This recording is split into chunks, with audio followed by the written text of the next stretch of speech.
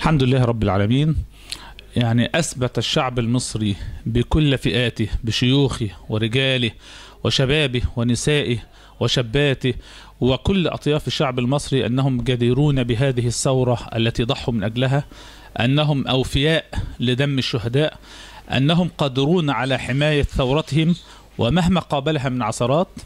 بالأمس يعني ما رصدناه بالأمس في الغرفة المركزية لحزب الحرية والعدالة متابعة حملة الدكتور محمد مرسي، أنه بالأمس واليوم يعني نزل الكثير من الشعب الإسكندرية الكريم، وهذا ظننا به حماية لثورته. الشعب الذي يعني قدم أكثر من 100 شهيد من خيرة شبابه لهذه الثورة المباركة، حتى يقول لا للظلم، حتى يقول لا للنظام الفاسد، حتى يقول لا للدكتاتورية. نراه الأمس واليوم يعيد نفس الكلمة مرة ثانية، ولكن يعيدها أمام صناديق الانتخابات.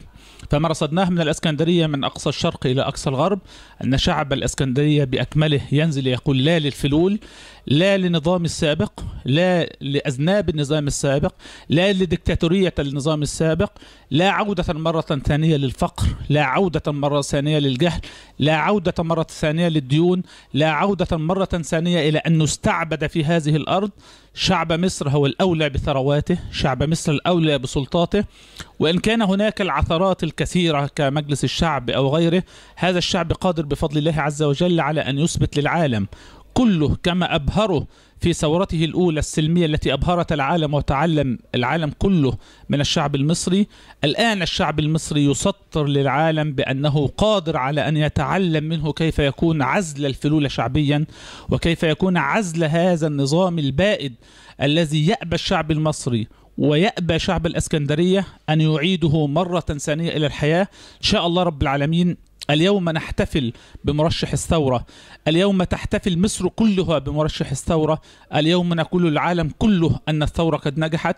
إن شابه إن كنا اختلفنا في بعض الأمور واختلفت وجهة النظر السياسية، قادرون بأن يلم هذا الشمل، قادرون بأن يعني يحتضن الإخوان والسلفيين والليبراليين والعلمانيين وكل طوائف المجتمع، وهذه التسميات الغريبة التي دخلت على المجتمع، قادرون بفضل الله عز وجل على أن نرجع ليد واحدة. الشعب كله يد واحدة يرجع لتقوية الجيش والوقوف ضد من يريد أن يضع ما بين الجيش والشرطة والشعب، على أن من يريد أن يعيد هذا النظام البائد مرة ثانية. كان هناك عثرات وقعت فيها الثورة، الآن بفضل الله عز وجل نتعلم من عثراتنا، نتعلم أنه أريد بنا التفرقة، فالآن نحن بفضل الله عز وجل يدا واحدة.